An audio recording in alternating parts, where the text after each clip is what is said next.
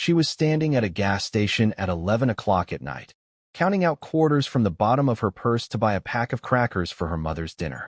That was the night she met him. A quiet man in worn-out work boots, a little girl asleep on his shoulder, paying for gas with crumpled ones and loose change, just like her. She didn't know his name. She didn't know his story. And she absolutely could not have known that in less than 8 months, this tired, ordinary-looking man standing under flickering fluorescent lights would change her life forever. She would marry him. Not for love, at least not at first. She would marry him to survive, to keep her family from falling completely apart. And the moment she said, "I do," she believed she was choosing a harder life, a quieter life, a life with less. What she did not know, what none of them knew, was that the man she married to save her family was already one of the wealthiest men in the entire country, and he had been hiding it for years. Before we go any further, let me ask you something. Have you ever made a decision out of desperation, a decision you were ashamed of, a decision you told yourself was temporary, only to discover it was the best thing that ever happened to you? Because that is exactly what this story is about. This is the story of Carol Whitfield, a 34-year-old woman from a small town outside of Knoxville, Tennessee, who agreed to marry a man she barely knew because her mother was sick, her savings account was empty, and the walls of everything she had built were closing in fast. And this is the story of Daniel Mercer, a man who drove a 10-year-old pickup truck with a cracked windshield, raised his 5-year-old daughter alone, and had not told a single person outside of his inner circle the truth about who he really was. Why would a billionaire hide his wealth? Why would he choose to live like a man with nothing? And what happens when two broken people, each carrying secrets the other doesn't see, decide to trust each other with their lives? Stay with us, because the answers will shock you. And the ending will stay with you long after this video is over. Carol Whitfield grew up believing that family was the only thing in this world worth protecting. She was the oldest of 3 children raised by her mother, Sandra, in a narrow 2-bedroom house on Chestnut Road in a town so small the one stoplight blinked yellow after 9 p.m. Her father left when she was 11. He didn't say goodbye. He just wasn't there one morning, and the absence of him was a wound her mother carried in silence for the rest of her life. Carol learned early that in her household, you didn't talk about what hurt. You worked around it. You made dinner. You helped with homework. You got up the next day and did it again. By the time she was 16, Carol was working after school at a diner downtown, tucking every tip into an envelope for her mother. She wasn't bitter about it. That was just who Carol was. The kind of woman who gave before she was even asked. Before we go deeper, let us know in the comments where you're watching from. We'd love to hear from you. And if you're new here, click the subscribe button so you never miss any of our upcoming videos. She went to community college for 2 years, studying nursing, before money ran out, and she took a full-time job as a medical office coordinator at a local clinic. She was good at her work. She was the person the doctors relied on when everything else was falling apart. And when her younger sister, Maggie, got married and moved to Georgia, and her brother, Liam, joined the military and was stationed overseas, it was Carol who stayed. Carol who took the calls at midnight when Sandra's blood pressure spiked. Carol who drove her mother to chemotherapy appointments and sat in plastic waiting room chairs reading old magazines she'd already read twice. Because that was Carol. She stayed. She always stayed. And then the diagnosis got worse. In the spring of 2 years before our story begins, Sandra was told the cancer had spread. The treatment plan that followed was aggressive, expensive, and covered only partially by her insurance. The bills started arriving like bad weather. First one, then another, then a flood of them. Carol did the math in the quiet of her apartment at night, a legal pad on her kitchen table, numbers that never added up no matter how she arranged them. She sold her car and bought an older one with cash. She stopped eating lunch. She picked up weekend shifts. And still, it wasn't enough. She was drowning in slow motion, and no one around her could see it because Carol was the kind of woman who kept smiling, who said, "We're okay," when she was not okay at all. Now, Daniel Mercer. That name meant nothing to Carol the night she saw him at the gas station. To her, he was just a tired man with a sleeping child and not quite enough cash to fill his tank. Daniel was 38 years old. He'd grown up in Nashville and left at 22 after a falling out with his family, a story he did not tell people. He had worked in construction, then in logistics, then in a quiet stretch of years he rarely discussed. He had a daughter named Lily, 5 years old, with big brown eyes and a habit of collecting smooth rocks from parking lots and keeping them in her jacket pockets. Lily's mother had passed away from a heart condition when Lily was 18 months old. Daniel had raised her alone ever since, living in a modest rental house on the edge of town, driving that old pickup, coaching Lily's Saturday morning soccer team, and making Tuesday night spaghetti from scratch every single week because it was his late wife's recipe and he wasn't ready to stop making it. To everyone who saw him, the neighbors, the school parents, the regulars at the hardware store, Daniel Mercer was a single dad doing his best. Quiet, steady, a little guarded, maybe. The kind of man who fixed things with his hands and didn't ask for much. What they did not know, what no one in that town knew, was that Daniel Mercer had built a logistics and technology company in his late 20s that had grown into something he could barely recognize. He had partners in 12 states. He had assets, investments, and a legal team in 3 cities. His net worth, the last time it was calculated by the financial consultants he hired through a separate name, was somewhere between $800 million and $1.2 billion. He didn't look like it. He didn't live like it.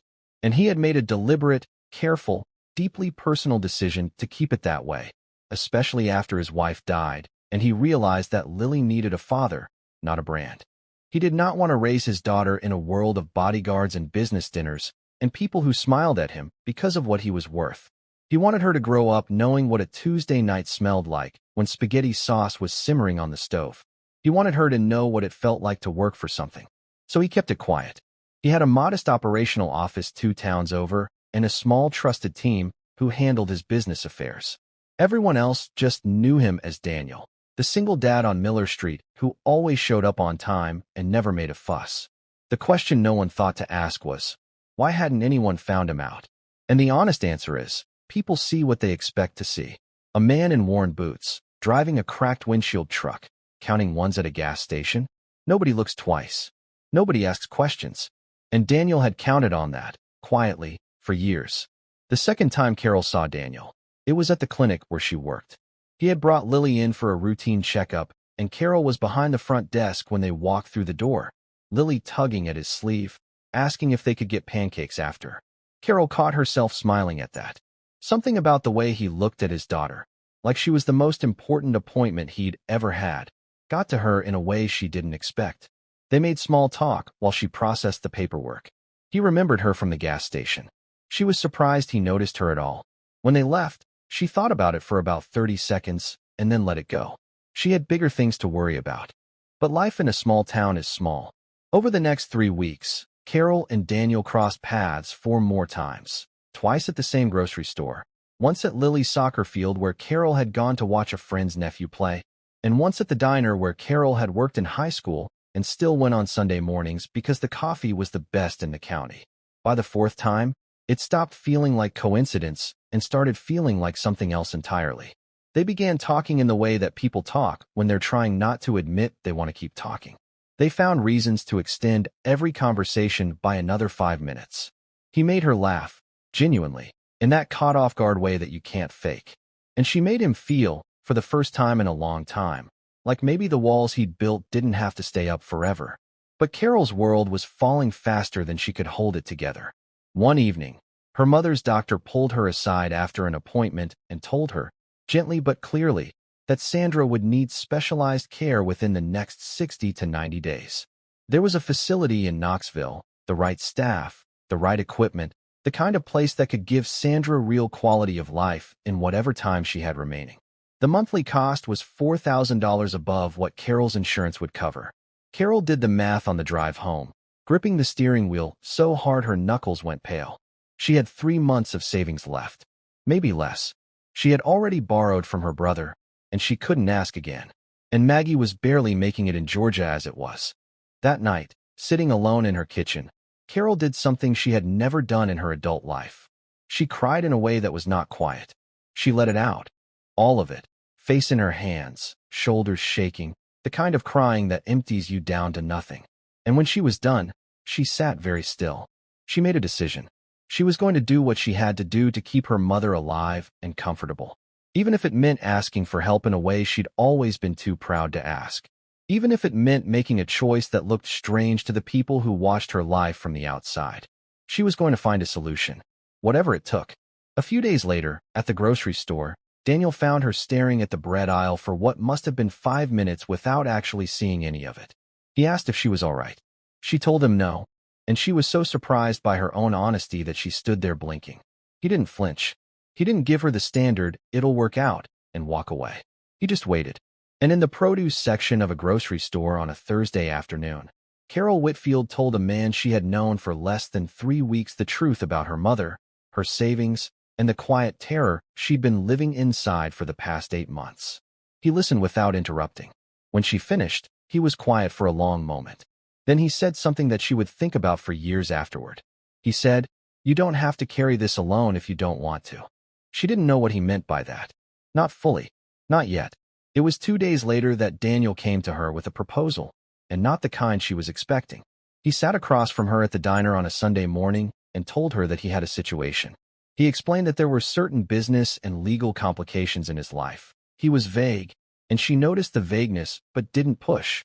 That made it beneficial for him to have a wife, specifically a spouse whose name could appear on certain paperwork and filings over the next year.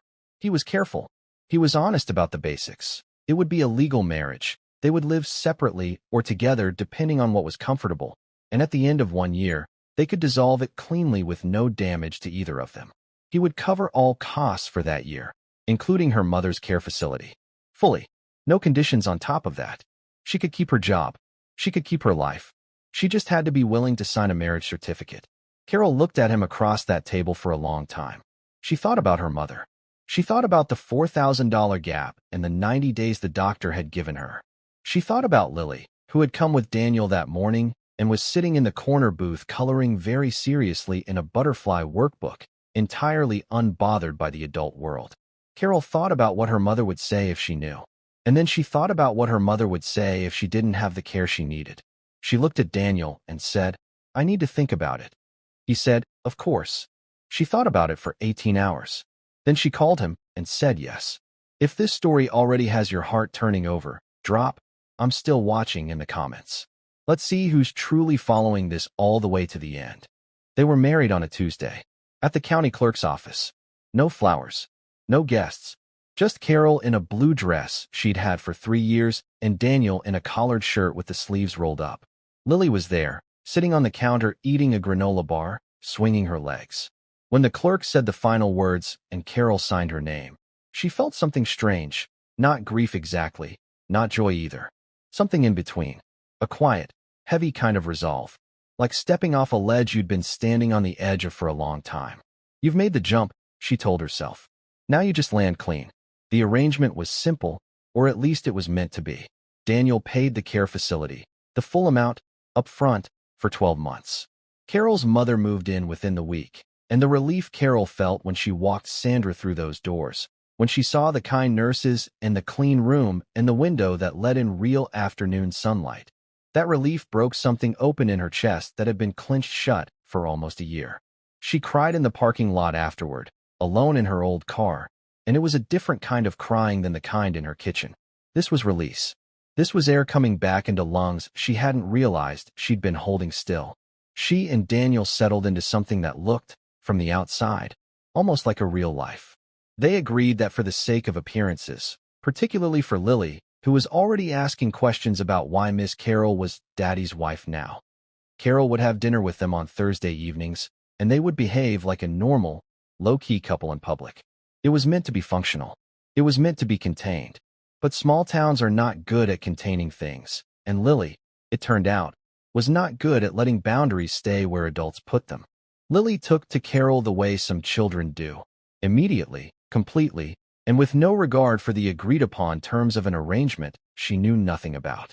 Within the first month, she was calling Carol Carol Mom, a hybrid name she invented herself, and saving her the best rock from her collection. She brought Carol drawings she made at school. She asked her opinion on which color crayon was the best one. She fell asleep one Thursday evening with her head on Carol's arm on the couch, while Daniel was washing the dishes in the kitchen, and Carol sat very still in the lamplight and did not move until the little girl woke up on her own, because she didn't want to disturb her. Daniel saw it from the doorway. He didn't say anything, but he looked at Carol the way a man looks at someone when he suddenly realizes they matter more than he expected. The complications started about 6 weeks in. Carol's co-workers began asking questions. Normal questions, the kind that come when a colleague suddenly has a husband no one knew about. Carol answered carefully, saying only that they'd known each other a while and things had moved fast. But small-town questions don't stop at the surface. Her closest friend at work, a woman named Patrice who had known Carol for 6 years, pulled her aside one afternoon and said, simply, "Something doesn't add up, and I'm worried about you." Carol told her she was fine. Patrice said, "I know you think I believe that." Carol went home that night and sat at the kitchen table and stared at the wall for a while. Because Patrice was right that something didn't add up. But the part that wasn't adding up anymore wasn't the part Patrice was looking at. The part that wasn't adding up was inside Carol herself. She had gone into this arrangement with her eyes wide open and her feelings at arm's length. She had told herself it was business.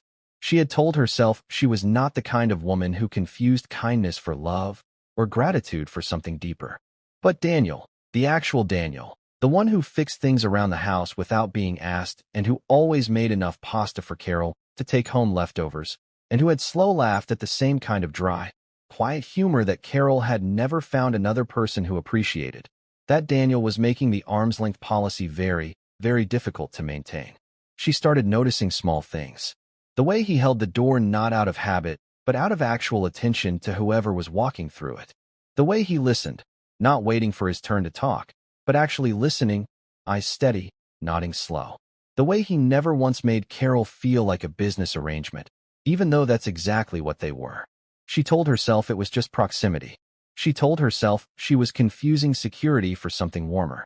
She went for more evening walks. She called Maggie and Georgia and talked around the thing she couldn't say directly. And meanwhile, Daniel was having his own version of the same conversation with himself, though nobody, except maybe Lily, would have guessed it. Because Daniel had told himself he could do this without it becoming something it was not supposed to become. He had told himself that he was a practical man making a practical arrangement with a woman who needed help, and he was glad to provide it. And that was the end of the story. But Carol had come into his house on Thursday evenings, and she had treated Lily with a gentleness that was not performance. That was not effort. It was just who Carol was. And Daniel had found himself, more than once, sitting in his truck after dropping Lily at school in the morning thinking about what Carol had said the night before. The specifics barely mattered. He just kept thinking about her voice. He'd catch himself and shake his head and tell himself he was being ridiculous. He had a year's arrangement. He had a company to manage quietly and a daughter to raise, and he did not have room in his life for anything more complicated than what he'd already agreed to. He told himself that. He told himself that quite a lot. 3 months into the marriage, something happened that neither of them had planned for. Sandra, Carol's mother, had a very bad week at the care facility. A health setback, a difficult night, an emergency call that had Carol driving across town at 2 in the morning gripping her phone in one hand. Daniel showed up at the facility 45 minutes later. Carol did not remember calling him. She thought maybe she had reached for the phone automatically, the way you reach for something familiar in the dark. He sat beside her in the waiting room. He brought 2 coffees from the vending machine down the hall. They didn't talk much. He just stayed. For 3.5 hours, he stayed. When Sandra stabilized and the doctors told Carol she could go home and rest, Daniel walked her to her car, and she stood there in the cold parking lot asphalt feeling scraped hollow. And she said, quietly, "Thank you for coming." And he said, "There's nowhere else I would have been." Just like that. Simple. No performance. And Carol realized, standing in that parking lot at 6 in the morning, that she was in serious trouble. Ask yourself, have you ever had someone show up for you like that? In the exact moment. Without being asked, without making it about themselves, without expecting anything back? How did it feel? Because I want you to sit with that. Think about it. Now imagine that person was someone you told yourself you couldn't love. Imagine the walls you built to protect yourself from exactly this. And then imagine them coming down in a hospital parking lot at 6 in the morning over 2 bad vending machine coffees. The truth came out on a Wednesday afternoon in March, and it came out the way truths usually do. Not through grand dramatic confrontation, but through an ordinary, unexpected crack in an ordinary day. Carol had stayed home from work that day, a rare thing for her, because she had a migraine coming on and her supervisor had insisted she take the afternoon. She was in her apartment lying on the couch with the blinds half shut when her phone rang. It was a number she didn't recognize, and normally she would have let it go. But something made her answer. The woman on the other line asked if she was Carol Mercer. Carol said yes, still adjusting to that name, the way it sat foreign in her mouth. The woman said she was calling from a law office in Nashville, and that they needed Mrs. Mercer to come in for a routine document review connected to her husband's portfolio holdings. She mentioned a number, an asset figure, so casually, the way people mention things they assume you already know. Carol sat up slowly on the couch. The migraine was still there, but she forgot about it. She asked the woman to repeat the figure. The woman repeated it. $940 million in consolidated holdings, she said. The updated estimate from the Q1 audit. Carol said she would call them back and hung up the phone. She sat completely still in the half-dark of her apartment for a very long time. She did not explode. She did not cry. What she felt, in that first long stretch of stillness, was something quieter and stranger than anger. It was the sensation of a floor you thought was solid, gently dissolving beneath your feet, not falling through, just gone. The careful, quiet, working man image of Daniel Mercer that she had built in her mind, the cracked windshield, the Tuesday spaghetti, the ones and fives at the gas station.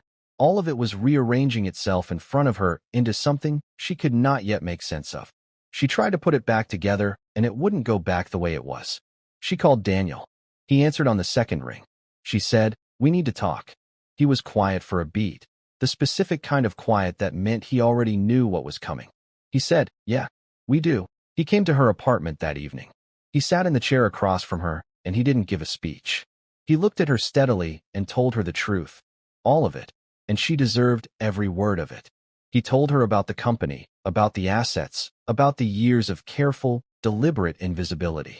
He told her about his wife, and how after she died he had made a decision that Lily would never grow up surrounded by people who saw money before they saw a child. He told her about the legal situation that had actually been the reason he needed a spouse on record, a complicated inheritance restructuring that required a married status filing within a specific window. And he told her it was real, and it was legitimate, and it was the reason he had come to her with the arrangement. But then he stopped. He looked at the floor for a second and then back at her, and he said, "But I also want to tell you something I didn't plan on telling you." He said, "I want to tell you that somewhere in the last few months, this stopped being an arrangement for me, and I don't know what to do with that. But you deserve to know it." Carol looked at him for a long time. She thought about Patrice saying something didn't add up. She thought about her mother's hospital parking lot at 6 in the morning. She thought about Lily's collected rocks and Tuesday spaghetti and a man who counted crumpled ones at a gas station not because he had to, but because he had chosen to live that way. Chosen it deliberately, fiercely, as an act of protection for his daughter. And she thought about the version of herself that had signed a marriage certificate in a blue dress at the county clerk's office because she had no other choice, and how that version of herself would not have believed, even for a second, that this was where she would end up. She said, "How long were you going to keep it from me?" He said, "I was going to tell you before the year was up. I promise you that." She said, "Why didn't you tell me at the beginning?" He said, "Because I needed to know if you'd look at me the same way without knowing. And you did. And I wasn't ready to change that." She didn't say anything for a long time. The apartment was quiet. Outside, a car went by. She looked at the window. She looked back at him. She said, "Lily calls me Carol, Mom." He said, "I know." She said, "I didn't plan for that either." He said, "I know that too." And then, very quietly, she laughed, and it broke the tension so cleanly that even Daniel, who had been braced for every kind of reaction, exhaled and laughed too. Not a happy laugh exactly, a relieved one, the kind that comes after you've been holding your breath for a very long time. Think about this for a second. If you found out the person closest to you had been keeping a secret that enormous, but their reason for it was love and protection and a desperate hope that you would see them for who they were and not what they had, would you be able to forgive that? I want you to really sit with that, because I think most of us, if we're honest, have something in our own lives that we've held back to protect ourselves or the people we love. The question is never whether secrets are kept. The question is always why. The weeks after Daniel's revelation were not simple. Let's be honest about that, because this story deserves honesty. Carol did not immediately fall into his arms and declare everything forgiven. That is not how real people work, and Carol was as real as they come. She asked for space. He gave it. She had long, uncomfortable conversations with Patrice, who listened and did not say, "I told you so," even though she had every right to. She called Maggie in Georgia, and this time she said the things she'd been circling around for months. She talked to her mother, Sandra, now doing better in the care facility, better color in her face, able to sit up and watch the birds at the window feeder every morning. Carol sat beside her mother one afternoon and told her everything, the whole sequence from the gas station to the parking lot to the apartment. Sandra listened without interrupting. When Carol finished, Sandra was quiet. Then she said, "Baby, the only question that matters is whether he's a good man." Carol said, "I think he is." Sandra said, "Then you already know what you're doing." 6 weeks after that apartment conversation, Carol and Daniel had their first real date. Not dinner under a business arrangement. Not Thursday evenings as part of a function. A real date, a Saturday afternoon, just the two of them, walking along the river path outside of town, talking the way people talk when they're not trying to manage an impression, just talking. They talked for almost 4 hours. They talked about his wife and what it was like to lose her, and he did not deflect the way he usually did when that subject came up. They talked about Carol's father and the morning he wasn't there anymore, and she did not minimize it the way she usually did. They talked about Lily, who had asked Daniel very seriously that morning whether Carol Mom was going to keep coming to dinner. They talked about what they both were afraid of, and they talked about what they wanted, even the parts that felt too big or too uncertain to say out loud. When they got back to the parking lot, the sun was going down, and it was that particular shade of orange that makes everything look a little bit golden and a little bit unreal. Daniel stopped walking. He looked at her and said, "I don't want this to be a year. I want this to be real." And Carol looked back at him in that orange light and said, "Then let's make it real." For months later, Carol moved into Daniel's house. Not as part of any arrangement, just as Carol. Lily helped her unpack her books, organizing them by color in a way that made absolutely no sense alphabetically but looked, according to Lily, way more beautiful. Sandra came for Sunday dinners whenever she was well enough, and Daniel always made sure there was enough of the good soup that she liked, the kind with the little pasta stars that she said reminded her of feeding Carol when she was small. Sandra and Daniel got along in the easy, low-key way that happens when two people don't need to perform anything for each other. He called her Miss Sandra. She called him Daniel, and sometimes, when she was feeling affectionate, just you. As in, here comes you. It made him smile every single time. Daniel eventually brought Carol fully into the reality of his business world. Not all at once. He didn't want it to swallow them the way he feared wealth could swallow things. Slowly, carefully, he introduced her to his small, trusted team. He showed her the scope of what he'd built and was honest about the responsibilities and complications that came with it. Carol, who had spent years managing a busy medical clinic with no resources and too many patients and a scheduling system that should have been replaced a decade ago, looked at Daniel's operation and made 3 suggestions in the first hour that his team immediately recognized as brilliant. She had a mind for systems, for efficiency, for the human side of logistics that numbers alone couldn't solve. She did not become his business partner overnight, but she became something, a presence in that world that had not existed before, and that everyone who worked with Daniel quickly agreed made things better. The year that was supposed to dissolve quietly at its end did not dissolve. When the 12-month anniversary of their courthouse Tuesday came around, Carol and Daniel spent it at the diner on Sunday morning.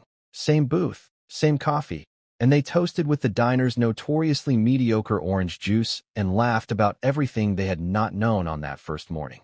Lily was with them, eating pancakes and explaining at length why syrup was better when it went on the side rather than on top. Daniel looked across the table at Carol and said, "1 year down." She said, "How many more you thinking?" He said, "I'm thinking the rest of them."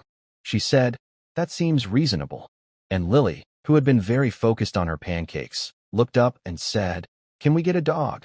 Which they both agreed was a perfectly timed contribution to the conversation.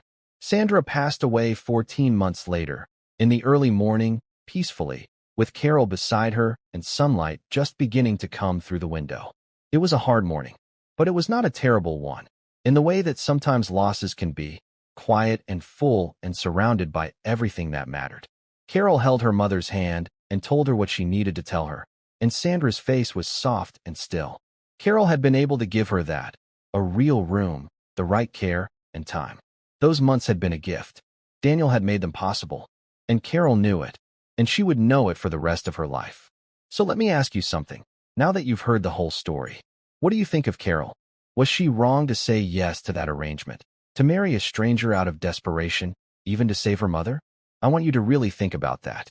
Because it's easy to judge a decision like that from the outside, from the safe distance of someone who doesn't have the bills Carol had or the weight Carol carried.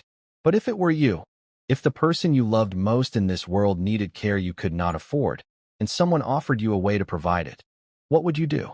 Would you do what Carol did? And if Daniel were in your life? If someone close to you turned out to be carrying something enormous that they hid not out of deception, but out of the deepest desire to be seen for who they were, would you be able to trust that? Would you be able to stay? This story is not just about a secret. It is about the things we hide to protect the people we love and the cost of that hiding.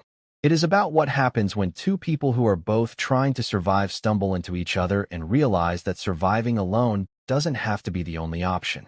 And it is about the fact that sometimes the life you were forced into, the choice you made in desperation, the door you opened because all the others were closed, turns out to be the most real thing that ever happened to you. Not every hard beginning is a bad one, and not every loss is the end. Some of them are the start of something you could never have planned for, something better and truer than anything you would have built on your own. Sometimes the cracked windshield and the crumpled ones and the gas station at 11 o'clock at night is exactly where your life was supposed to begin again. If this story moved you, if it made you think about someone in your own life, a person who showed up for you, a moment that changed you, a choice you made that you thought was the wrong one and turned out to be the truest thing you ever did, we want to hear from you. Tell us in the comments. Tell us your story, even just a piece of it. This space is for all of us, and every single comment you leave means more than you know. And if you haven't already, hit that subscribe button right now, because we have more stories coming. Stories that will shake you, move you, and remind you what it means to be human in a world that sometimes forgets. Don't miss them. We'll see you in the next one.